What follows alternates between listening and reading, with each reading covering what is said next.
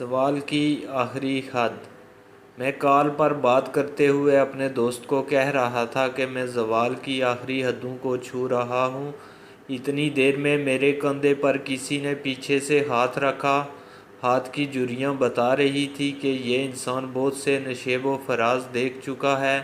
میں پیچھے کی طرف پلٹا ہی تھا کہ سامنے کھڑی بوڑھی خاتون مجھ سے مخاطب ہوتے ہوئے بولی تھی، بیٹا، زوال کی کوئی آخری حد نہیں ہوتی۔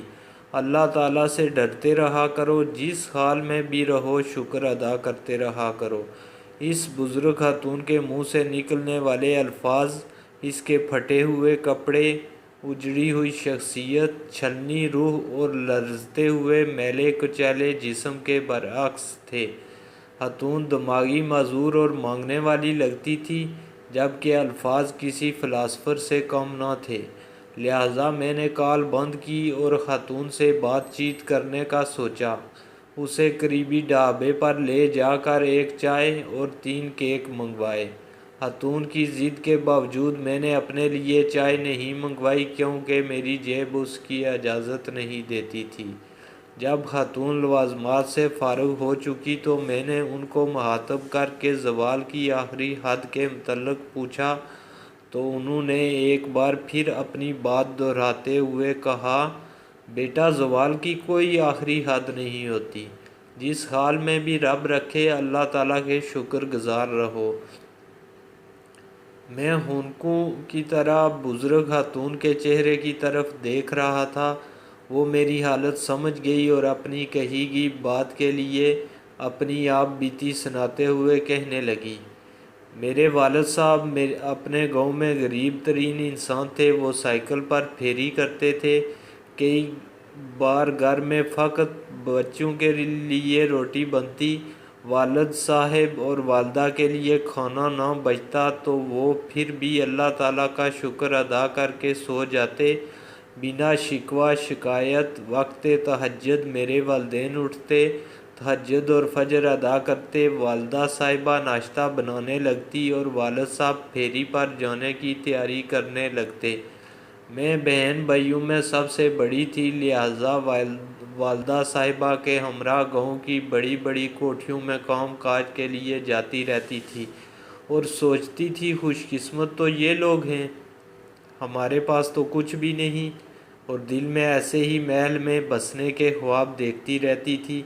چونکہ غریب خاندان اپنے بچوں کی شادی جلد کر دیتے ہیں، لہٰذا میرے والدین بھی میری شادی کی کوشش کرنے لگے، مگر وہ اپنے جیسے غریب گھروں کے لڑکے لاتے جنہیں میں رد کر دیتی۔ یہاں تک میرے والدین اکتا گئے اور انہوں نے میری پسند کا پوچھا تو میں نے پچھلی گلی میں مقیم توحید کا نام لیا، جو کہ والدین کے ساتھ کینیڈا میں سیٹ تھا اور ہر سال سردیوں میں پاکستان آتا تھا۔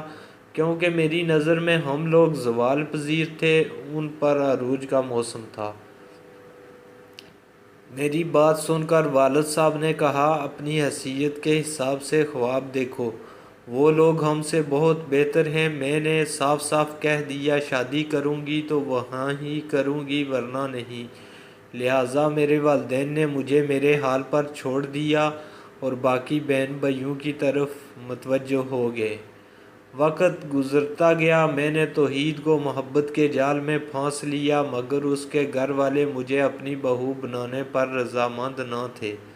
میں نے توحید کو محبت کی خاطر اس کے والدین کے سامنے کھڑا کر دیا۔ یہاں تک شدید اختلافات کے باوجود توحید نے مجھ سے کورٹ میرج کر لی۔ اس کے والدین اس سے لا تعلق ہو گئے اور وہ یہاں پاکستان میں ہی رہ گیا، جبکہ دوسری طرف میرے والدین نے بھی مجھ سے قطع تعلق کر لیا اور میں فقط توحید کی ہو کر رہ گئی۔ توحید مجھے لے کر لاہور شہر منتقل ہو گیا۔ کینیڈا میں اس کے والدین کا ذاتی بزنس تھا، لہٰذا یہاں محنت مزدوری اس کے بس کی بات نہیں تھی۔ جوں جوں اکاؤنٹ میں موجود پیسے ختم ہونے لگے، میرے شوہر کی محبت بھی ختم ہونے لگی، یہاں تک ہمارے 2 بچے، ایک بیٹا اور بیٹی پیدا ہوئے، اور اب توحید بنا بچوں کی پرواہ کیے مجھے مارنے پیٹنے لگا۔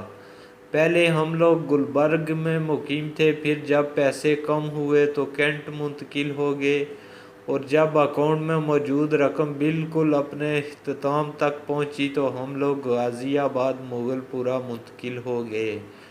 اب گھر کا کرایہ تک دینے کے پیسے نہ تھے۔ میرے شوہر کے سر سے محبت کا بھوت اتر چکا تھا۔ وہ مجھے مار پیٹ کر لوگوں کے گھروں میں کام کے لیے بھیجتا، یہاں تک کہ پھر بھی گھر کے اخراجات پورے نہ ہوتے تو مجھ سے بھیک منگواتا۔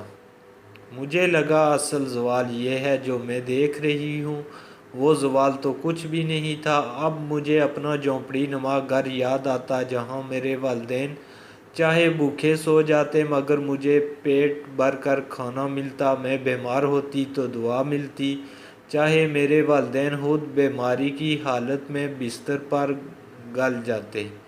اب مجھے والدین کی شکر گزاری کی سمجھ آنے لگی تھی مگر آزمائش ابھی باقی تھی۔ جب حالات انتہائی دیگر گوں ہو گئے تو میرا شوہر مجھے 2 بچوں سمیت طلاق دے کر واپس کینیڈا چلا گیا، اور میں یہاں بھیک مانگ کر لوگوں کے گھروں میں کام کر کے بچوں کو پالنے لگی، یہاں تک جب میرے بچے جوان ہوئے تو میرا بیٹا ٹریفک حادثے میں مر گیا۔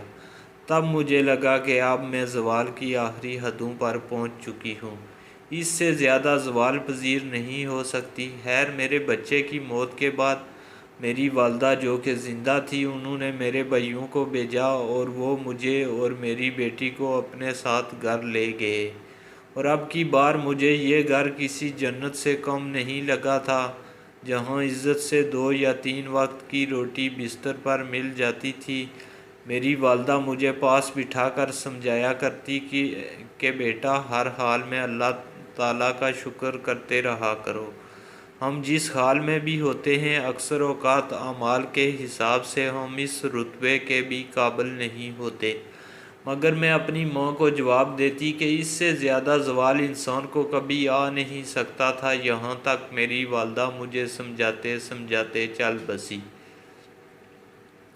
اور مرتے وقت انہوں نے جو مجھ سے آخری بات کی وہ بھی نصیحت ہی تھی کہ بیٹا، اگر اللہ تعالیٰ کی آزمائش سے نکلنا چاہتی ہو تو ہر حال میں اللہ تعالیٰ کا شکر ادا کرو، کیونکہ اللہ تعالیٰ جو بھی کرتا ہے ہمارے لیے بہتر کرتا ہے۔ میں ایک بار پھر اپنے الفاظ دہرانے لگی کہ ہم لوگ زوال کی آخری حدوں کے بھی آخر پر پہنچ چکے ہیں، مگر میری والدہ نے میرے منہ پر ہاتھ رکھ دیا اور کلمہ طیبہ کا ورد کرنے لگی۔ جلد ہی ان کی روح ان کے جسم کے پنجرے سے آزاد ہو گئی۔ البتہ ان کی نصیحت مجھے ان کی زندگی میں سمجھ نہ آ سکی، بعد میں مجھے سبق مل گیا۔ والدہ صاحبہ کی موت کے چند دن بعد میری بیٹی راتوں رات اپنے کسی محبوب کے ساتھ فرار ہو گئی، تو تب مجھے پتہ چل گیا کہ زوال کی کوئی آخری حد نہیں ہوتی، ہمیشہ آغاز ہی ہوتا ہے۔ جب آپ ہر حال میں اللہ تعالیٰ کا شکر ادا کرنا سیکھ لیتے ہیں تو آپ بچ جاتے ہیں، آپ زوال پذیر کبھی نہیں ہوتے۔